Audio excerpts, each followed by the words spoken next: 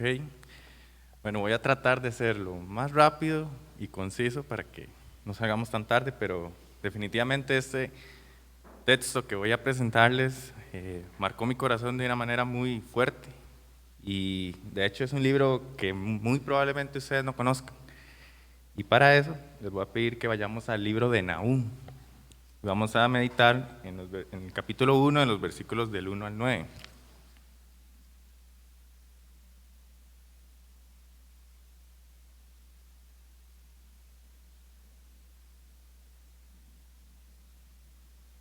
Ok. Antes de comenzar, quería introducirlos recordando un poco qué fue lo que hemos visto o cuál ha sido el tema a lo largo de todo este año. Y lo que nos hemos concentrado fue en estudiar los atributos de Dios, perdón, teología propia. Voy a poner el tiempo nada más. Y esto nos ha ayudado a comprender un poco más el carácter de Dios, cómo todos los atributos de Dios son Dios, ¿verdad? Y eso nos ha llevado a una conclusión muy general de todo ese estudio, que es un adecuado conocimiento de su atributo para darle gloria por la grandeza que Él es, porque Dios actúa conforme a sus atributos. Y entonces nosotros lo glorificamos al tener un adecuado conocimiento de sus atributos. Conocer el carácter de Dios nos ayuda a comprender esa grandeza. Recordemos que Dios actúa de acuerdo a sus atributos, porque esa es su naturaleza. Y esto significa que conocer sus planes o cómo Dios actuará nos dará esperanza para vivir el presente a la luz del futuro. Entonces voy a pedirles que leamos Nahum del versículo 1 al versículo 9. Y dice: profecía sobre Nínive, libro de la visión de Nahum de Elcos. Jehová es Dios celoso y vengador, Jehová es vengador y lleno de indignación. Se venga de sus adversarios y guarda enojo para sus enemigos. Jehová es tardo para la ira y grande en poder, y no tendrá por inocente al culpable. Jehová marcha en la tempestad y en el torbellino, y las nubes son el polvo de sus pies. Él amenaza al mar y lo hace secar, y agosta todos los ríos. Basán fue destruido, y el Carmelo, y la flor del Líbano fue destruida. Los montes tiemblan delante de él, y los collados se derriten. La tierra se conmueve a su presencia, y el mundo, y todos los que en él habitan. ¿Quién permanecerá delante de su ira? ¿Y quién quedará en pie en el ardor de su enojo? Su ira se derrama como fuego, y por él hienden las peñas. Jehová es bueno, fortaleza en el día de la angustia, y conoce a los que en él confían. Mas con inundación impetuosa consumirá a sus adversarios, y tinieblas perseguirán a sus enemigos. ¿Qué pensáis contra Jehová? Él hará consumación, no tomará venganza 2 veces de sus enemigos. Vamos a orar. Amado Dios, te damos gracias por este tiempo en que nos permites estudiar tu palabra. Señor, sé que estamos cansados, han sido 4 predicaciones, Señor, pero te glorificamos, Señor, porque esto edifica nuestro cuerpo, Señor, la iglesia. Te pedimos que esta enseñanza el día de hoy pueda mostrarnos un poco más acerca de quién eres tú, cuál es tu carácter, por qué te presentas a nuestra vida como un Dios vengador, como un Dios celoso, Señor. Y te pido que este mensaje lo podamos aplicar a nuestras vidas, Señor, con un adecuado conocimiento de tus atributos, Señor. Enséñanos a través de tu palabra, la cual es útil para enseñar, para redarguir, para instruir en justicia, Señor. Pongo este tiempo en tus manos. Habla tú, Señor, y te pido que los corazones de hoy sean confrontados con tu palabra, Señor. En el nombre de tu Hijo Jesús. Amén. Entonces vamos a comenzar a desgranar un poco estos versículos, ¿verdad? Y bueno, primero hay que entender de qué se trata esta profecía. La profecía, propiamente, ¿verdad?, está escrita en un estilo literario que es poesía. Ya Charlie nos habló un poco acerca de eso y nos habló acerca de las estrofas, ¿verdad? Entonces, vamos a dividir estas estrofas y ese va a ser el bosquejo para poder entender el mensaje que el profeta Nahum nos da en este libro, ¿verdad? Y el versículo 1 comienza diciendo: profecía sobre Nínive, libro de la visión de Nahum de Elcos.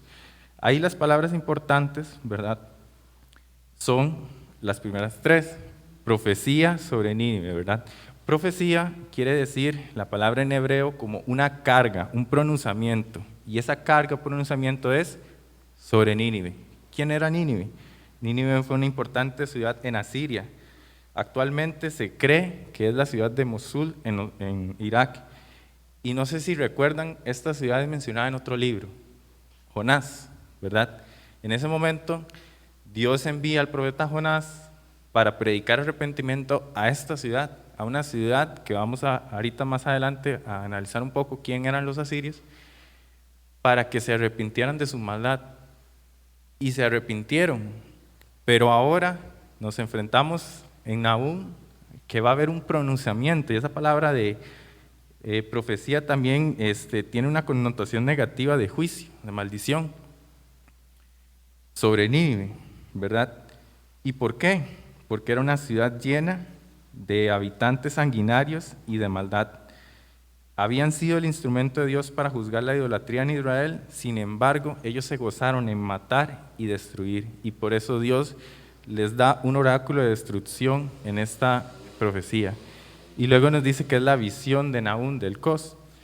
Y visión es el término que se refiere en general para cualquier forma en la que Dios se vale para comunicar su mensaje. Isaías, Abdías y otros profetas también comienzan diciendo visión de, para poder dar el mensaje de Dios, ¿verdad? Entonces, antes de abordar, ¿verdad?, Nahum, hay que tener claro 3 puntos para poder entender esta profecía.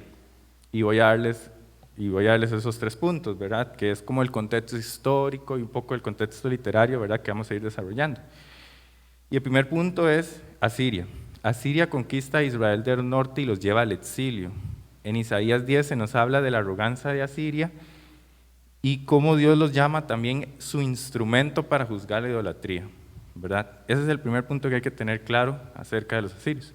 El segundo punto es que fue escrito para 2 audiencias. ¿Cuáles fueron esas 2 audiencias?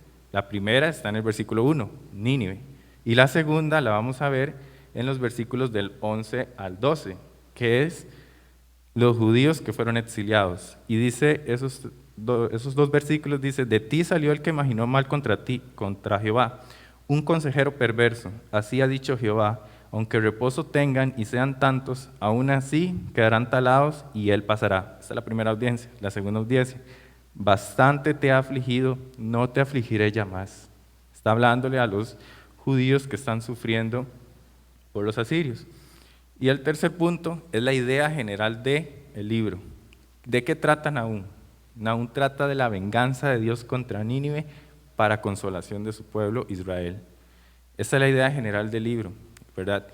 Si se animan, tiene 3 capítulos súper rápidos de leer, ¿verdad? Y la cantidad de teología escrita en este libro es fascinante. Capítulo 1 es la profecía, capítulo 2 nos va a decir cómo Dios describe esa profecía, cómo Dios describe cómo serán destruidos, y el tercer capítulo nos habla un poco acerca de la humillación que recibieron ellos acerca de la destrucción de su pueblo. Pero veamos la estructura del pasaje que estamos estudiando, y voy a darles el primer punto en que vamos a desarrollarlo, la descripción del carácter de Dios, y eso lo vamos a ver en los versículos 2 y 3. Dice, Jehová es Dios celoso y vengador. Jehová es vengador y lleno de indignación. Se venga de sus adversarios y guarda enojo para sus enemigos. Pongamos la atención a la primera parte de ese versículo. Jehová es Dios celoso y vengador. Esas 2 palabras son importantes y aún más vengador. ¿Por qué? Si ustedes lo notaron, aparece 3 veces en el versículo. Es vengador 2 veces y se venga de sus adversarios, ¿verdad? Entonces hay un énfasis del autor en decir que Dios es vengador. Pero entonces, hay 2 preguntas que le podemos hacer a este texto. ¿Qué es la venganza de Dios? ¿Verdad? Y número 2, ¿cuál es el propósito de que Dios tome venganza a favor de su pueblo, pero en contra de sus enemigos? Entonces, vayamos respondiendo estas preguntas. Y voy a darles la primera premisa. La venganza de Dios es producto de su celo, ¿verdad? ¿Cómo llegó a esa conclusión? ¿Verdad? La primera parte dice, Dios Jehová es Dios celoso. ¿En qué consiste el celo de Dios? Es su celosa protección a todo lo que pertenece. Normalmente, nosotros lo llamamos marco de referencia, nos dice una palabra celoso como otra connotación, ¿verdad? Cuando nosotros decimos alguien es celoso, ¿verdad? Lo primero que pensamos es como esa persona que tiene un sentimiento negativo, ¿verdad? De inseguridad, de que ay, me está dando vuelta, lo relacionamos más con noviazgos, ¿verdad? Que esa persona es celosa porque no me deja hablar con tal, ¿verdad? Pero eso no es Dios, ¿verdad? El celo de Dios es su celosa protección a todo lo que le pertenece. ¿Y cómo sabemos eso? Veamos que Dios se llama así, Dios celoso. Éxodo 34:14, lo voy a pedir rápidamente que me acompañen a ese versículo.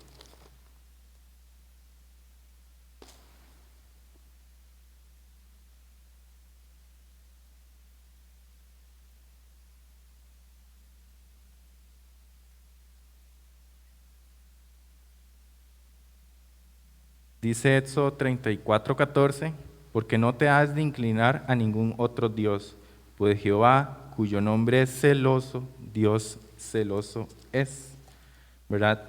Dios no es hombre, Dios es espíritu. Y para poder comprender, ¿verdad?, esto, tenemos que acudir a lo que llamamos antropomorfismos, ¿verdad?, que es cómo Dios a través de su palabra se muestra de algunas formas para poder nosotros entender lo que nos quiere decir. Por ejemplo, nosotros decimos la mano de Dios, pero Dios no tiene mano, o el dedo de Dios, ¿verdad? Todas esas figuras las usa la Biblia para poder mostrarnos lo que Dios quiere decirnos, ¿verdad? Entonces, el celo de Dios sí es un atributo, la venganza no, ¿verdad? ¿Por qué? Porque Dios es celoso, Él toma venganza, ¿verdad? La venganza de Dios es producto de su celo. Perdón, sí, la venganza es producto de su celo. Dice ese versículo 2 que Él es vengador. ¿Y qué significa exactamente que Él sea vengador? Bueno, muy sencillo, la definición de vengador significa que toma venganza. Quiere decir castigar, retribuidor, no es un avenger, ¿verdad? Como estoy viendo por acá. Es aquel que toma venganza o retribuye a alguien, ¿verdad? Voy a leerles rápidamente el Salmo 94, no lo busquen para que no perdamos tiempo. El Salmo 94 del 1 al 2 dice: Jehová, Dios de las venganzas, muéstrate, engrandécete, oh juez de la tierra. Dios es vengador, definitivamente, ¿verdad? Y esa venganza, como ya lo he reiterado, es producto de su celo. Quería leerles, para ir analizando el versículo 2, en otra versión, en la Biblia de las Américas, ese versículo 2 viene de esta forma: Dios celoso y vengador es el Señor, vengador es el Señor e irascible, y esa palabra es importante, irascible. El Señor se venga de sus adversarios y guarda rencor a sus enemigos. Esa palabra irascible, ¿verdad?, quiere decir algo como que es propenso a irritarse, ¿verdad? Como que está ahí, ¿verdad?, listo para derramar o irritarse, ¿verdad? Pero no debemos confundirlo, ¿verdad?, con que Dios es como nosotros, que por cualquier cosa, ¡pum!, explotamos, ¿verdad?, y arrancamos y nos arrancamos. No, porque después el versículo 3 dice la respuesta de por qué es irascible, porque él dice: Jehová es tardo para la ira, ¿verdad? Dios no es gobernado por la ira, Él gobierna su ira y por eso la usa en el momento adecuado. El versículo 3 dice que Él reserva su ira para sus enemigos. Él es un juez justo y no dejará impune la maldad. Este juicio es para los incrédulos, en este caso, Asiria, ¿verdad? Y no sé si ustedes han visto otro versículo que dice que Él es tardo para la ira y grande en misericordia.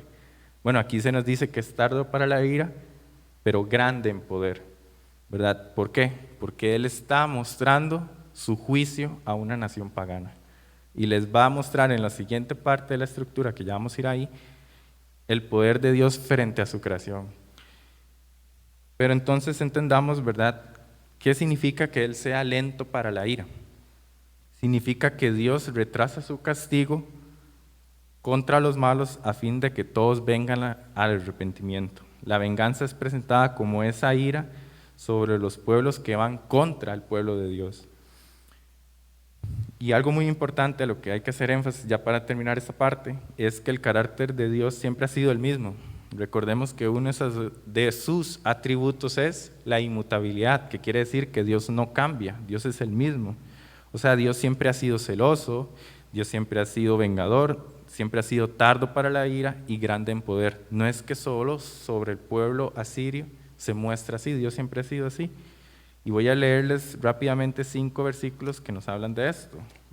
Para los que están apuntando, Éxodo 25.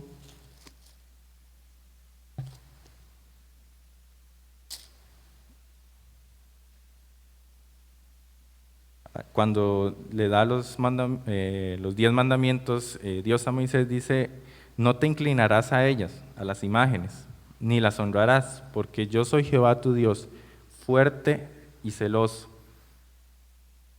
Aquí vemos nuevamente cómo Dios se presenta fuerte y celoso. Deuteronomio 32:35.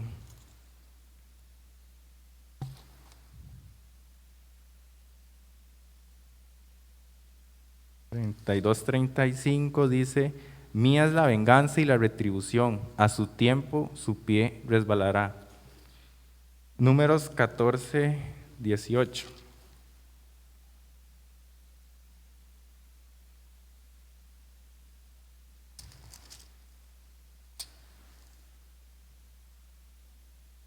Jehová es tardo para la ira y grande en misericordia, que perdona la iniquidad y la rebelión. Salmos 147:5. Conforme vamos leyendo estos versículos, vamos viendo todas estas características que hemos estado viendo en Nahum, ¿verdad? Salmos 147:5 dice: grande es el Señor nuestro y de mucho poder, y su entendimiento es infinito. ¿Qué nos quiere decir esto? ¿Verdad? Que ese carácter de Dios siempre ha sido el mismo. Dios siempre ha sido ese juez, ¿verdad?, que busca que se haga su justicia, ¿verdad?, pero también ha sido lento para la ira, para tener misericordia de aquellos que genuinamente se van a arrepentir, pero también vemos que es grande en poder, ¿verdad?, y es airado contra sus enemigos, ¿verdad? Y entonces, ¿qué nos quiere decir todo esto? Que el amor no está peleado con la justicia.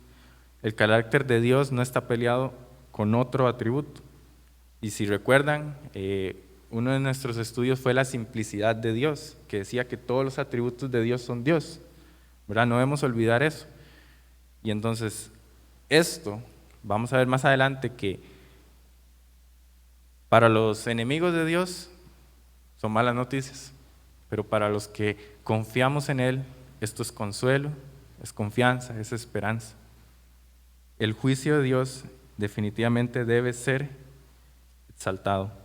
Y vamos a ver la segunda parte de los versículos que estamos estudiando, que es el poder de Dios frente a su creación. En los versículos del 4 al 6, vamos a leerlos. Vamos a ver cómo nos describe el dominio de Dios sobre su creación y el poder que Él ejerce sobre toda la tierra. Dice: Él amenaza al mar y lo hace secar, y agosta todos los ríos. Basán fue destruido y el Carmelo, y la flor del Líbano fue destruida. Los montes tiemblan delante de Él y los collados se derriten. La tierra se conmueve a su presencia, y el mundo y todos los que en él habitan. ¿Quién permanecerá delante de su ira?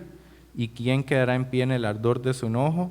Su ira se derrama como fuego, y por él hienden las peñas. Cosas importantes que rescatar aquí. Bueno, esas palabras, o lugares más bien, Basán y Carmelo, ¿verdad?, eran regiones famosas por las abundancias de su vegetación, eran ricas, ¿verdad? Y lo que el versículo quiere decirnos es que tenían mucha abundancia. ¿Y qué dice Dios acerca de eso? que Él las destruirá. Aún con toda su grandeza, Dios las destruirá.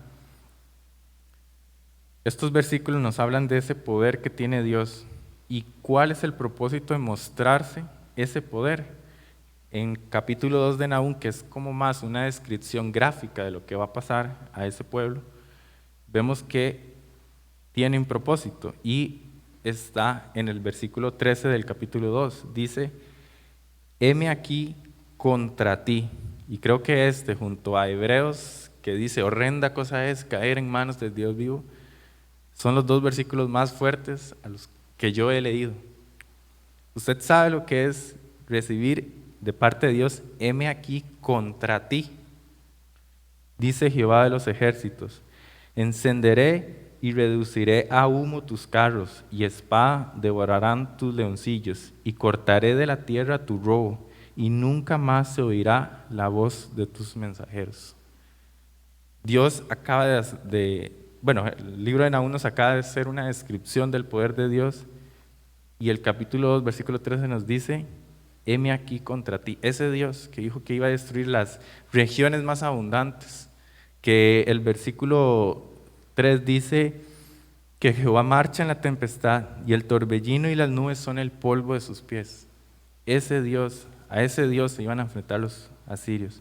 Pero esto también nos habla en el presente, o más bien hablará en el futuro. Vamos a Apocalipsis capítulo 6, versículos 16 al 17.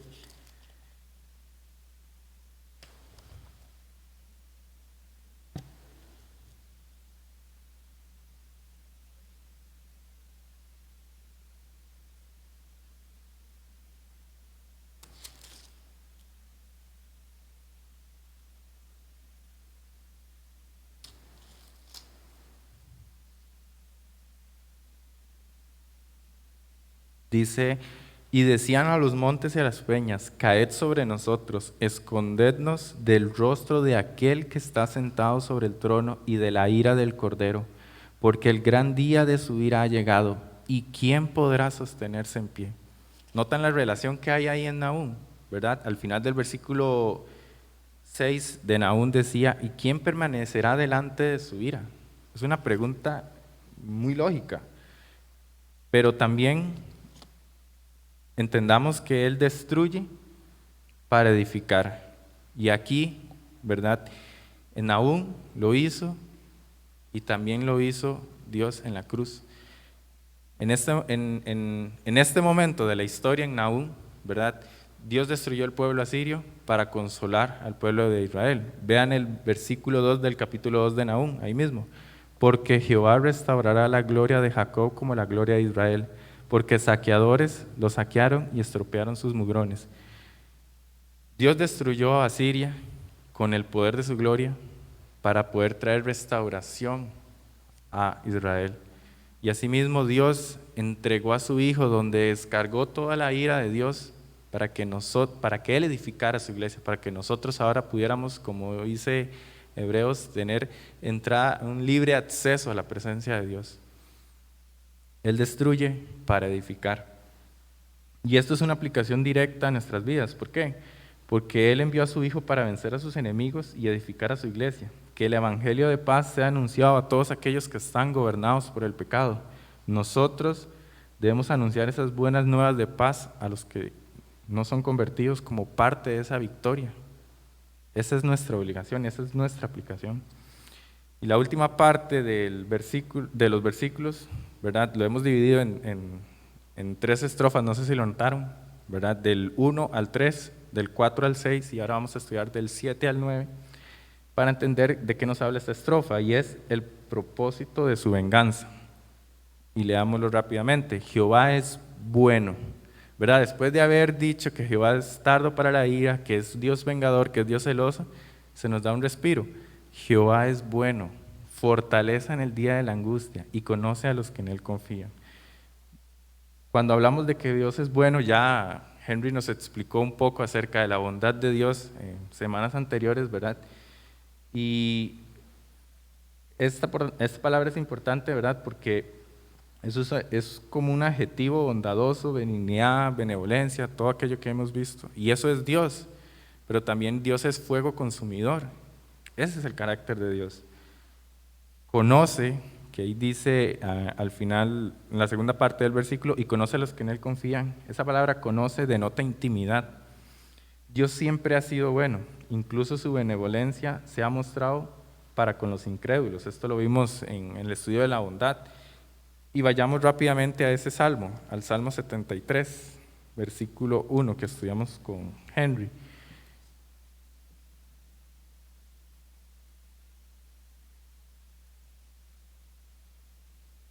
Y dice, ciertamente es bueno Dios para con Israel, para con los limpios del corazón. Y vayamos al último versículo, al versículo 28 de ese mismo salmo. Pero en cuanto a mí, el acercarme a Dios es el bien. He puesto en Jehová el Señor mi esperanza para contar todas sus obras. Dios ha mostrado su bondad a todos, su benevolencia aún con los incrédulos, pero nosotros glorificamos esa bondad. El propósito de su venganza contra sus enemigos, ¿verdad? Lo podemos definir en 3 puntos, ¿verdad? La venganza de Dios para sus enemigos es consuelo para su pueblo que ha sufrido opresión. Él conoce o tiene relación íntima con aquellos que se refugian en Él. Y punto 3, para hacer justicia. De esto se trata, que Dios tome venganza. Y esto nos da 2 aplicaciones inmediatas. Número 1, que Él debe ser nuestra fortaleza en la angustia, porque al final Él tomará venganza de sus enemigos. Y no dije algo muy importante al principio del pasaje, ¿verdad? Pero con una intención para ver si ustedes captan la idea. Él dice sus adversarios, pero Asiria eran los adversarios, eran los enemigos de Israel. O sea, Dios llama adversarios a nuestros enemigos y Él dice que Él tomará venganza de ellos. Pero nosotros nos refugiamos en Él en esos momentos.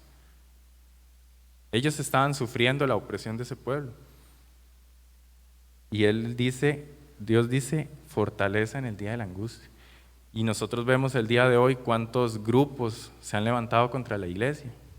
Movimiento LGTBI, comunismo, etcétera, todos los ismos, ¿verdad?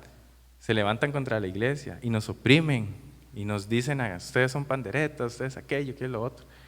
Pero en el momento en el que somos perseguidos, tenemos confianza en Dios. Podemos decir, Él es nuestra fortaleza. Y también otra aplicación que sacada de este texto es que nosotros tenemos 3 enemigos: la carne, Satanás y el mundo. Y la Biblia nos dice que Dios ha destruido o destruirá a esos 3 enemigos. Apocalipsis dice cómo Satanás será lanzado al lago de fuego. También nos dice cómo acabará Babilonia, que en Apocalipsis es una relación al mundo.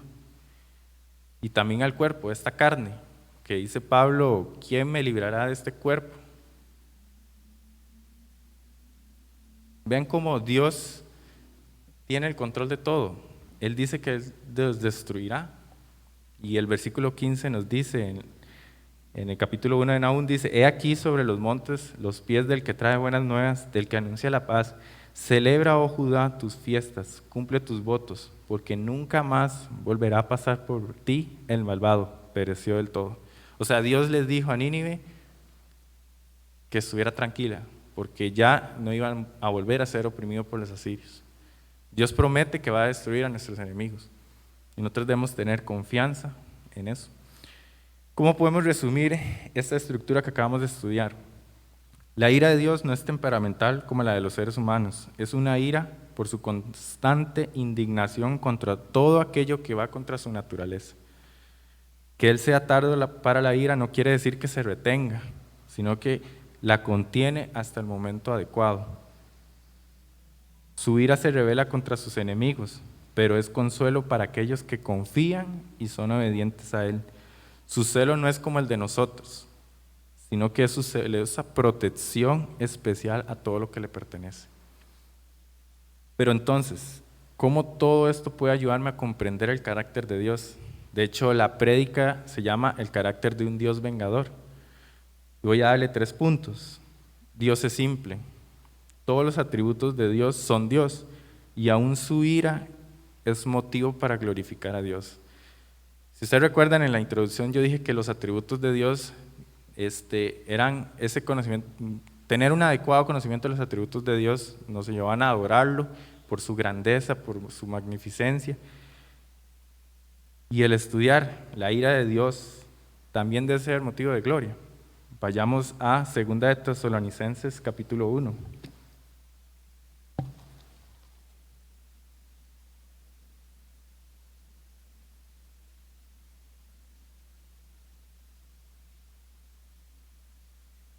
Vamos a leer los versículos del 10 al 12.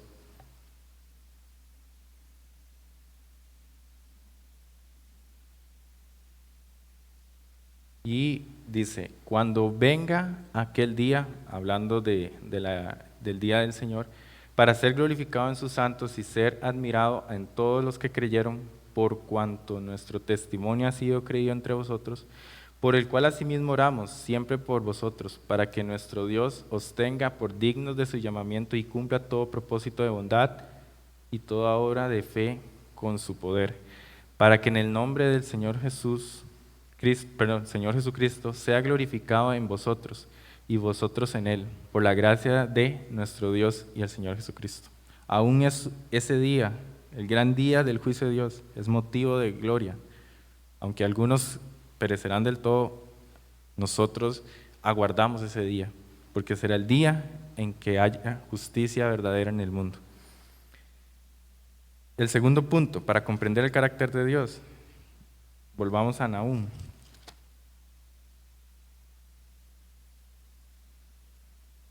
El segundo punto es que la ira de Dios contra sus enemigos es consuelo para su pueblo. Esto lo he mencionado y es la idea general del texto, y es el versículo 15. He aquí sobre los montes de los pies que traen buenas nuevas. ¿Cuáles son las buenas nuevas? La consolación del que anuncia la paz. ¿Y cuál es la consecuencia? Celebra, oh Judá, tus fiestas, cumple tus votos, porque nunca más volverá a pasar por ti el malvado. Pereció del todo. Definitivamente la ira contra sus enemigos debe ser consuelo para su pueblo. Y el tercer punto es, no demos lugar a la venganza. Dios se vengará porque protege a los suyos. Y voy a leerles yo Proverbios 20:22 rápidamente. Si gustan la apuntan, yo lo voy a leer. Dice, no digas yo me vengaré, espera a Jehová y Él te salvará. Y esto es otra aplicación. Su tarea es evangelizar, la de Dios tomar venganza. Pero ¿cómo Nahum conecta con Jesús?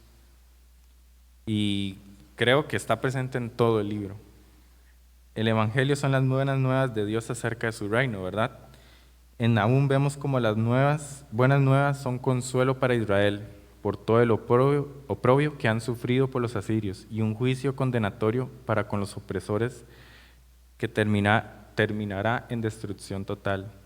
Dios siempre está presente en la historia y sus buenas noticias siempre llegan. En ese momento llegaron para Israel, llegaron para el pueblo de Israel cuando Jesús vino y vendrá en su segunda venida.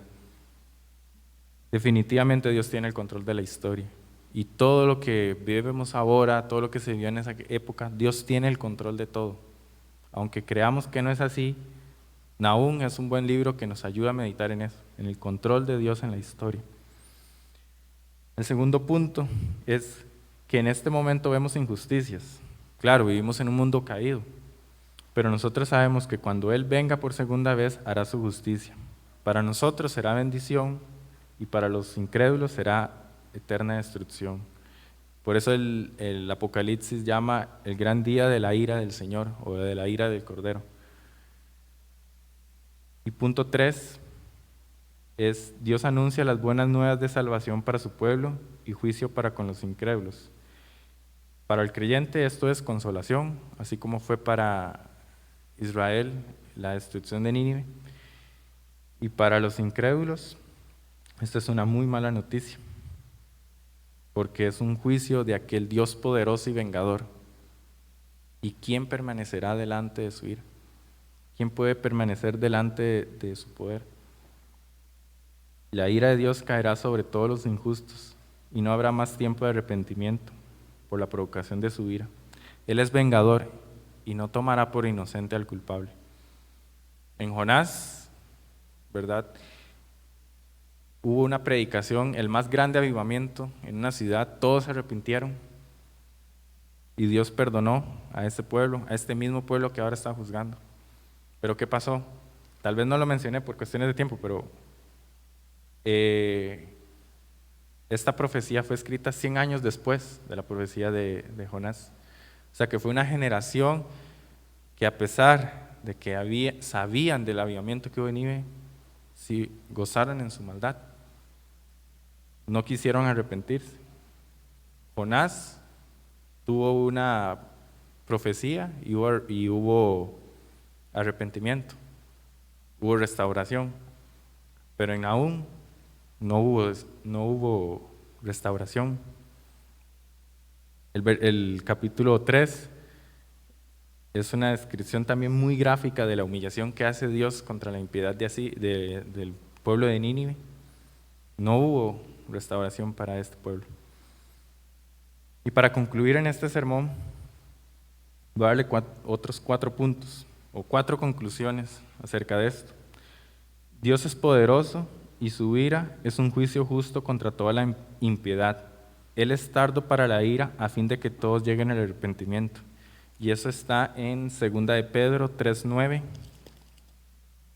Vamos a buscarlo rápidamente porque creo que es un versículo muy importante para este sermón.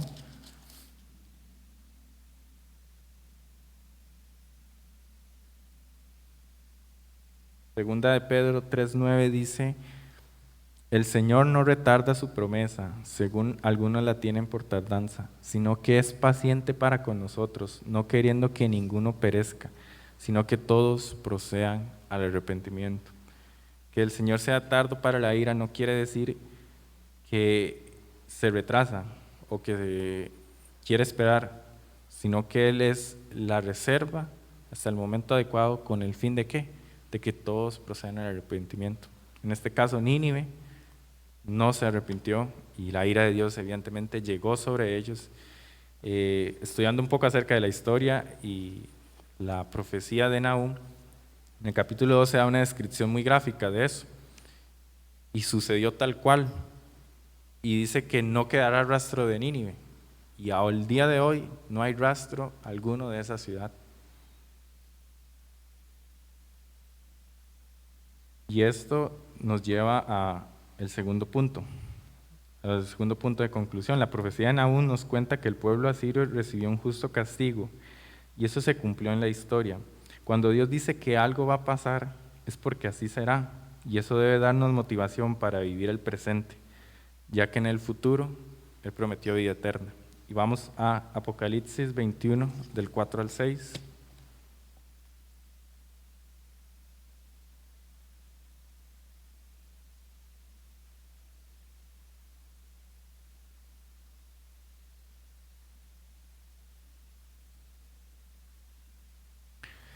Enjuagará Dios toda lágrima de los ojos de ellos. Ya no habrá más muerte, ni habrá más llanto, ni clamor, ni dolor, porque las primeras cosas pasaron. Y el que estaba sentado en el trono dijo: he aquí, yo hago nuevas todas las cosas. Y me dijo: escribe, porque estas palabras son fieles y verdaderas. Y me dijo: hecho está, yo soy el alfa y la omega, el principio y el fin. Al que tuviere sed, yo le daré gratuitamente de la fuente de agua de la vida. Esto debe darnos motivación para vivir el presente. Sabemos qué pasará al final. Dios no retrasa su promesa. Dios es un ser completamente distinto a nosotros. Sus perfecciones divinas, lo que llamamos atributos, nos dan confianza y seguridad de alabar a un Dios que no es movido por las emociones o circunstancias. Dios ya tenía planeado destruir a Nínive. Inclusive le dio un arrepentimiento 100 años antes para que esa nación y a esas personas que vivieron en esa época se arrepintieran. pero la maldad de ellos era tan grande que Dios tuvo que destruirlos. Y Él ya había planeado eso. Y el sufrimiento del pueblo de Israel, inclusive, fue parte de su propósito, para que Dios juzgara su idolatría. Nos da confianza en un Dios que no es movido por las emociones como nosotros. Podemos glorificarlo, amarlo y tener confianza en que Él tiene el control de la historia. Y no solo eso, sino que también Él actúa de acuerdo a sus atributos. Y Él juzgará la impiedad. Y como última conclusión, y es el punto creo que nos hará meditar en esta prédica, es responder a la siguiente pregunta. Y una pregunta muy sencilla. ¿Somos amigos o enemigos de Dios? Si somos amigos, ¿verdad? Debemos tener esa confianza en Él y esperar en Él. Pero si somos enemigos de Dios, si son enemigos de Dios, si hay alguno aquí que está en guerra con Dios, como lo dice la Escritura, porque no tiene al Señor Jesucristo, ya muchos de los otros predicadores hicieron un llamado, ¿verdad? Y las prédicas fueron muy confrontativas. Al final podemos responder esto: ¿somos amigos de Dios o somos sus enemigos? Si somos enemigos es porque no tienen a Cristo en su corazón. Y hoy es el día para que si hay alguien aquí que duda en su salvación, que no está seguro de que Jesucristo lo ha salvado, entonces no se vaya con esa inquietud, no se vaya con esa carga, porque el juicio de Dios contra sus enemigos es un juicio grande. Y no sabemos qué pasará en el futuro, solo Dios sabe, ¿verdad? Tenemos su promesa, pero no sabemos evidentemente qué pueda pasar ahora, cuando vayamos de regreso a nuestras casas, el día de mañana, la siguiente semana, el próximo año, los próximos 10 años, 5 años. Somos jóvenes, creemos que tenemos una vida por delante. Pero si no tenemos a Cristo, tenemos que arrepentirnos, tenemos que confiar en Él y en su salvación para no perecer como pereció Nínive, que quedó en la destrucción total y recibió todo el juicio de Dios. Acompáñenme en oración para terminar. Amado Dios, gracias, Señor, por estas 5 predicaciones, Señor. Gracias porque como jóvenes podemos exaltar tu palabra, Señor, no queriendo demostrar sabiduría humana. Señor, hemos abierto tu escritura, Señor, hemos meditado en ella y lo único que queremos llevarnos, Señor, es que nuestro espíritu sea edificado por medio de tu palabra, con todos los santos que son tu iglesia, que somos todos aquí en la sociedad de jóvenes. Señor, y gracias porque has provisto este día, a pesar de la hora, a pesar de que nos hayamos pasado unos minutos, Señor. Tú tienes el control de toda la historia, Señor, y aún estas pequeñas cosas, ¿verdad? Señor, yo te pido que esto, ¿verdad?, que estos 5 sermones, Señor, no hayan sido solamente para una conclusión de un curso, sino que sea algo que podamos llevarnos a nuestras casas, podamos meditar en ello y podamos aplicar durante la semana, durante toda nuestra vida, Señor. Te agradezco por la vida de todos, Señor, aquí, de los que predicaron, de los que vinieron a escuchar tu palabra, Señor, y para que podamos, Dios, juntamente crecer como un cuerpo, Señor, para glorificar tu nombre, glorificarte en la iglesia, Señor. Llévanos con bien a nuestras casas. Te agradecemos, Señor, por todo lo que has hecho y lo que harás en nuestras vidas, Señor. En el nombre de tu Hijo Jesús. Amén.